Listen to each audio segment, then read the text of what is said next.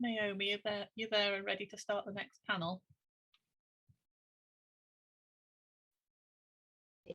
The entire area is having a power cut, and all of the car alarms have been going off for half an hour, and I'm on my phone, which I'm hoping will hold, but I don't have any Wi-Fi until that's resolved, so I can see Amy nodding, so I think you can hear me at the moment, but hopefully I'll better. Hopefully you'll hear me okay. So sorry about that. I'm sorry if you lose me. I'll probably ask Amy to take over if I suddenly disconnect. So my name's Naomi Milner. I'm political geography here on different areas of the and everyday practices of agriculture. And I've been part of since the beginning, really enjoying hearing the start by watching a short film. Is that right? I just missed the last bit, Amy, because it went down. That's right still, isn't it? Yeah. Which is created by, yeah. I missed 5 minutes there. Created by digital artist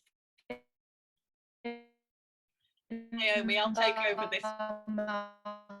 Naomi, I'll take over this bit because your audio is dropping out. Okay, hopefully Naomi heard this. The joys of Zoom, hey. Okay, I'm going to carry on. The themes of Linebaugh.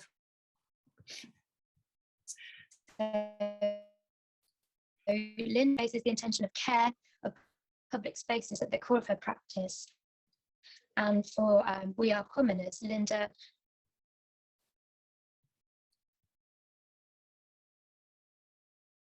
revisited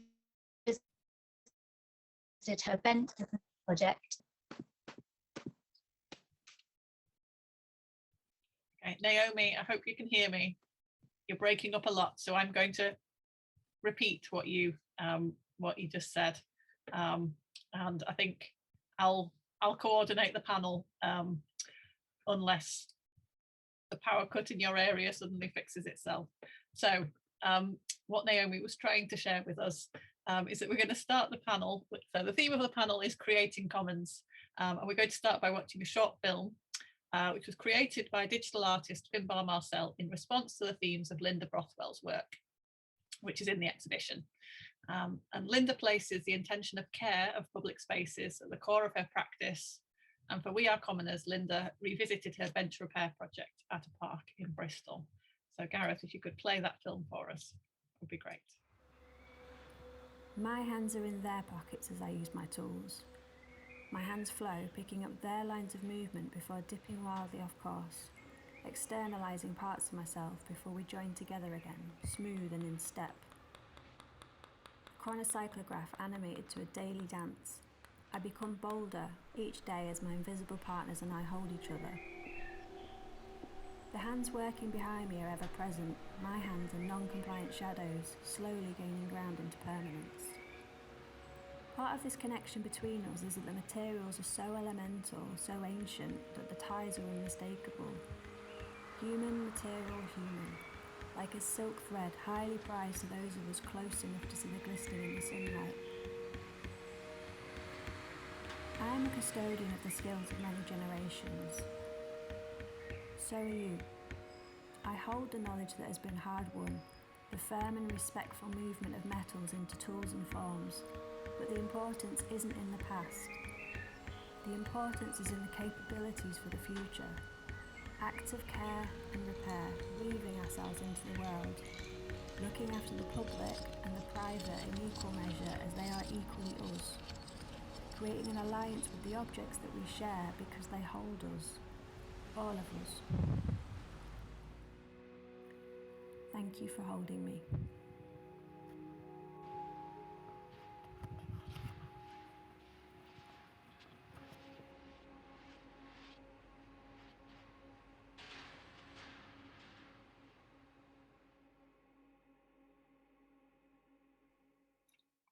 I'm going to try and pick up again now because I do have Wi-Fi and the sirens have stopped going off, but if I cut out again, I'll pass back to you, Amy. So thanks for sharing that wonderful film. I'm just going to introduce the panel now and then hand over to them. So today, right now, we're speaking with Lisa Bjørn Linnet, who's an interdisciplinary artist who lives and works in Oslo and who collaborated with artist Gelawesh Wadakani on the project we've just been watching. Jeremy Kidwell, an interdisciplinary scholar based at the School of Philosophy, Theology and Religion at the University of Birmingham. Rosina Santana Castellon, a Cuban-American artist who dialogues with communities suffering trauma, currently teaching at the University of Puerto Rico.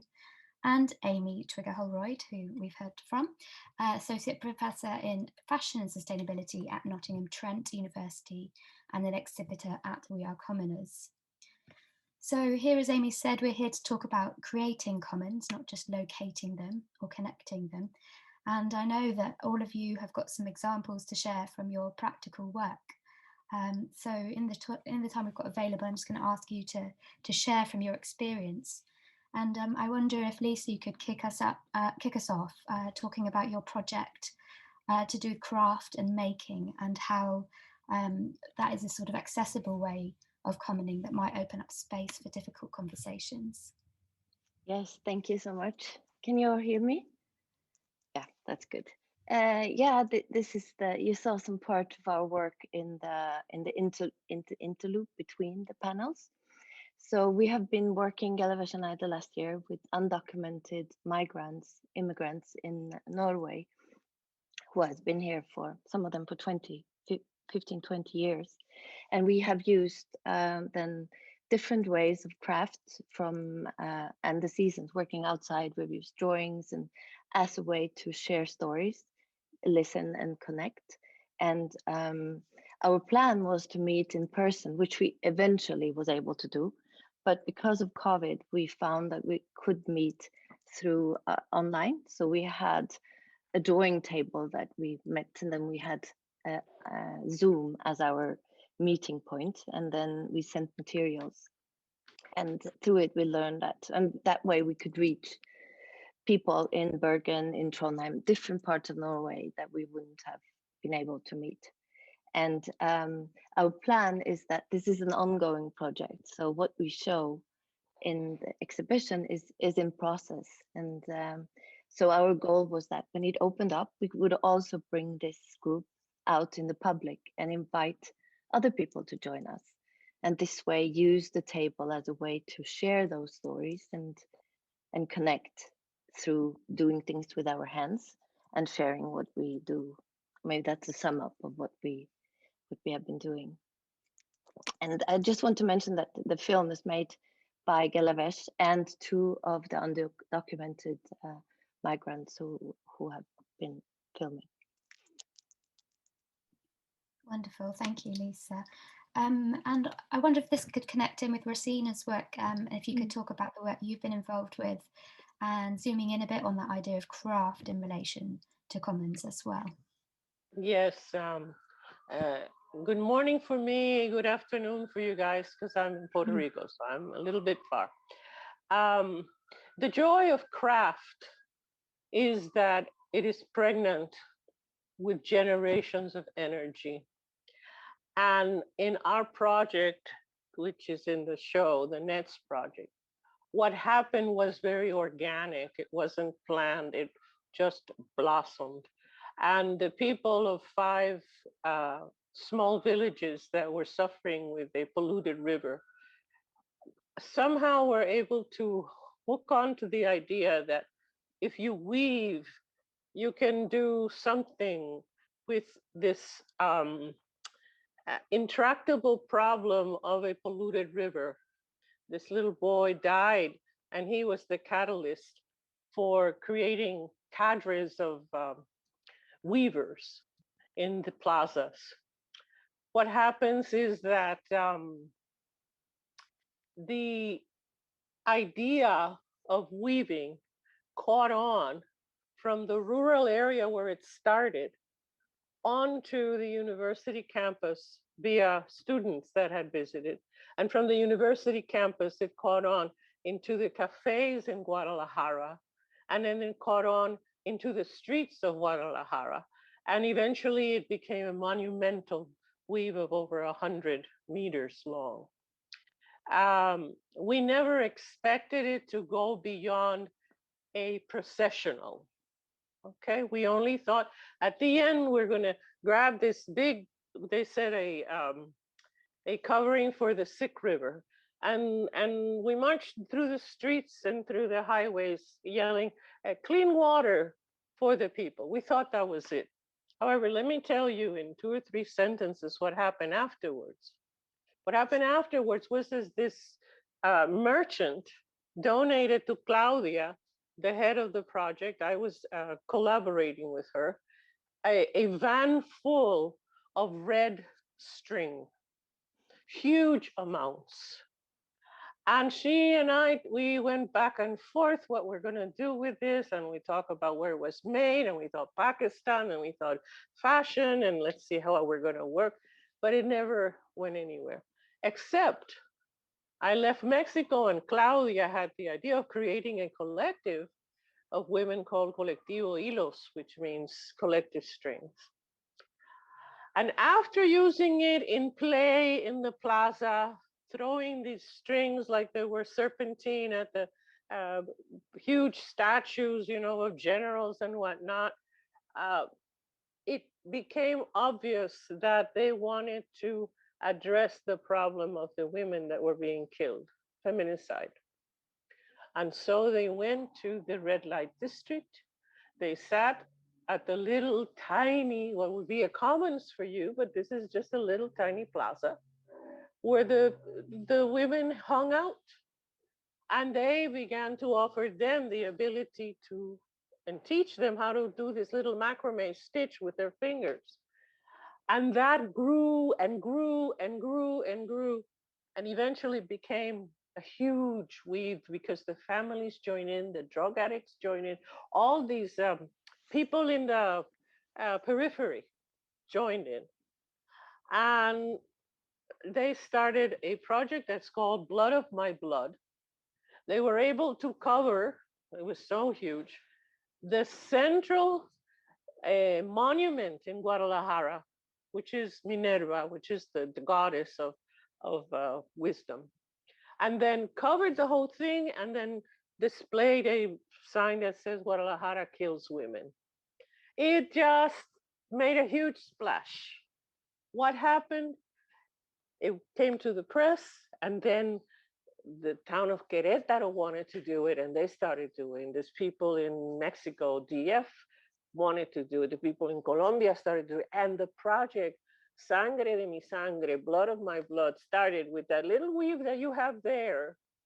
And it grew into this international thing, which now it's in its third incarnation, because the people that have had women that have disappeared asked people to come to the place where the woman was last seen and weave at that place and create a huge weave in the name of so and so that disappeared on Sunshine and so and so. So the bottom line is that the power and the energy of working with your hands in an activity that hooks up into your cultural background has an immense power to be able to dig into the soul and put it out there. So I don't just think of crafting as a thing to show in a gallery. It never dawned on me that this was going to go so far and that eventually was going to go to a gallery. So that's my point here, and why I'm so grateful that I'm able to participate. Thank you, Rosina. We're really pleased to have you. I guess that Naomi's power cut came back again, so we'll comment our panel. We were going to go to me next anyway. I'll let you know behind the scenes. So yeah, I suppose I was going to contribute a little bit about my installation that's in the exhibition. So I think in Lisa and Rosina's work, they're really talking about how bringing people together to make and to craft together kind of creates these kind of interpersonal connections that are so powerful, and can really open up space for difficult conversations, and create this kind of a tangible connection, I suppose, between people. The work that I created for the exhibition is a bit different in that Rosina talked about the project that she was involved in being very organic. In the work I made for the exhibition, I really did sit down and think, as a designer, and I am a designer rather than an artist, as a designer, I want to think, can I design a commons? What would be the design characteristics of a commons? Can I kind of set something up that communicates its sort of the rules, or the conventions or the practices that are needed to take place to make this kind of micro commons happen. So the installation itself is like a slow unmanned clothes swap. It's a physical structure which Ben built for me, Ben, who was in the previous panel. It's a beautiful physical wooden structure where blue clothes are to be exchanged. So it's imagining that it's coming from a parallel world where blue clothes can no longer be bought and sold. They can only be traded and exchanged. And so, yeah, it's kind of that it's an experiment in itself to try and think what's required to try and bring a commons into being. Can you kind of encourage people to engage and help them to understand what's involved and what it takes, I suppose, to become a commoner in this world of this micro blue fashion commons.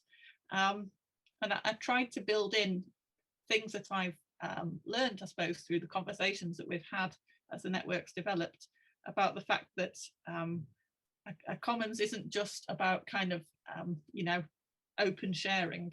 There are responsibilities as well as kind of benefits and privileges.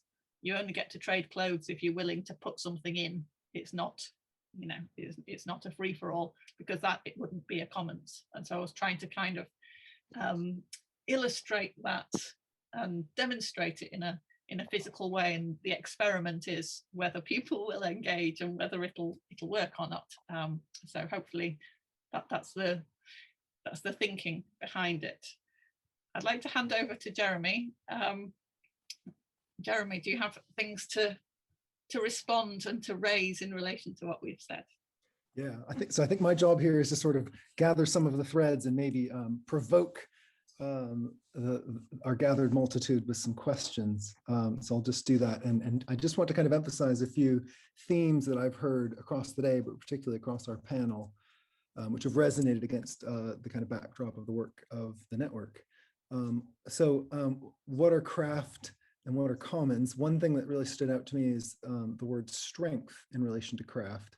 I think Peter this morning even pointed out that craft is in the sort of etymology of the word, which I hadn't actually appreciated before. And of course, Rosina has just sort of drawn that to our attention as well in terms of the project that she's involved in, strength being a kind of core metaphor for what we're doing when we craft.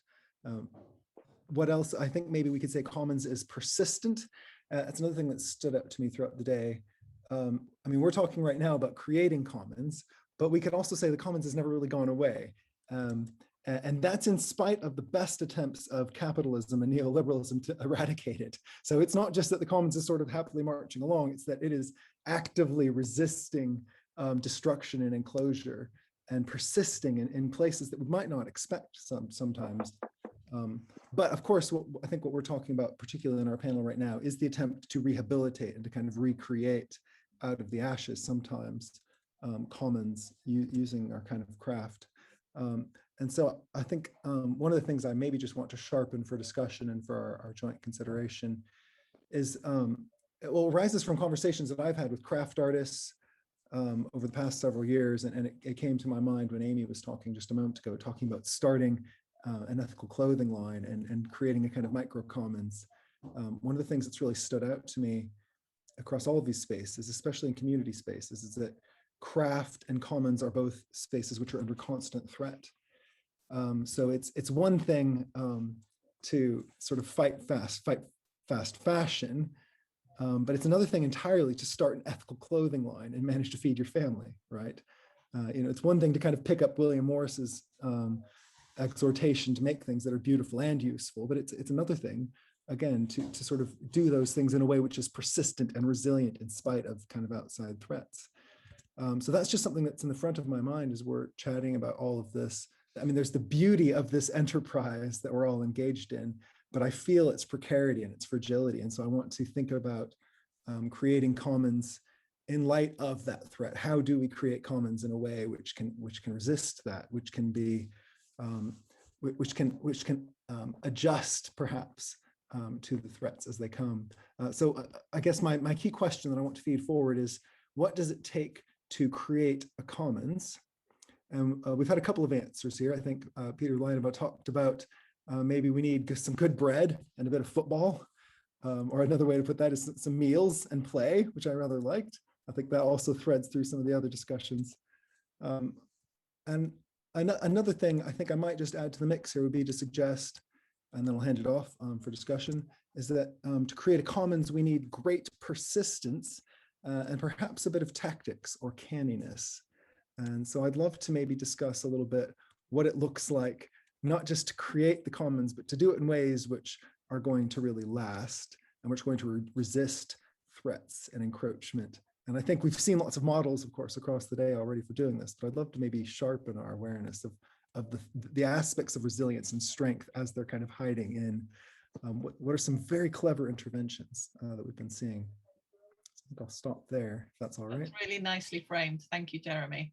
We're almost out of time. That's the theme of these panels, is we, the necessity of limited time makes us have to draw conversations to a close. But Lisa, I wonder if you want to respond to maybe to Jeremy's questions there. Do you feel like you have tactics and canniness in your commons that you've been working on? Oh, you're muted.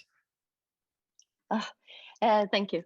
Yes, I think we have persistence and I think, which also Rosina talked about, the cause, that you have something you really burn for, and through that and being able to get people engaged, and that beauty that Rosina talked about, when it takes on a life of its own, it really also spreads and it takes new roots. And I think with our project, it's also something that you can't just do for 1 month or 2 months. You have to go in for it to do it long term, I think, because it's the long term that also makes you, like, we met the group every week for a long time virtually, or and through that you also build trust and you build so I think there is, particularly when you work with groups that have vulnerable issues and that maybe are used to being looked away from, or you want also to build trust and build ability to share. And maybe I think the beauty of working with your hands is that you have fun. You can create work that, although the topic is serious, it's something you learn, you share, you build, you feel that you're mastering, and those things are key. And then you have to find ways that people want to continue, or so with our work, we are creating a website where we invite people to, where we will share the assignments and try to build on from it, and the organization that we work with will own it so that they can continue the work when it's done. So I think that's a good. And what about you? Your response to either that? How do you think? We're almost out of time, so I'm going to pass the baton to Rosina. Rosina, I can give you 1 minute to. Yes, can you hear me? We can hear really, you. No, yeah. I just want to second everything that she said. Number one, the long-term commitment. Number two, being able to return to that very same group of people 2-3 years afterwards and have the same depth of relationship, because that sets a good, solid foundation. And on that, it can grow. So I am 100% with what she said. That's wonderful. Thank you, Rosina. So much more that we could say, but hopefully, you know, we can continue in the chat and we can continue on the Padlet. I'm going to close with actually a suggestion that came from Rosina that when we met to prepare for this, that we'd like to invite all of the everyone here to write one word that you're taking from, maybe from the panel or maybe from the day so far. One word to capture what your thinking is at this point. We thought it would be a really nice way of commoning the thinking. So thank you to Rosina for that suggestion. And thanks to the panel.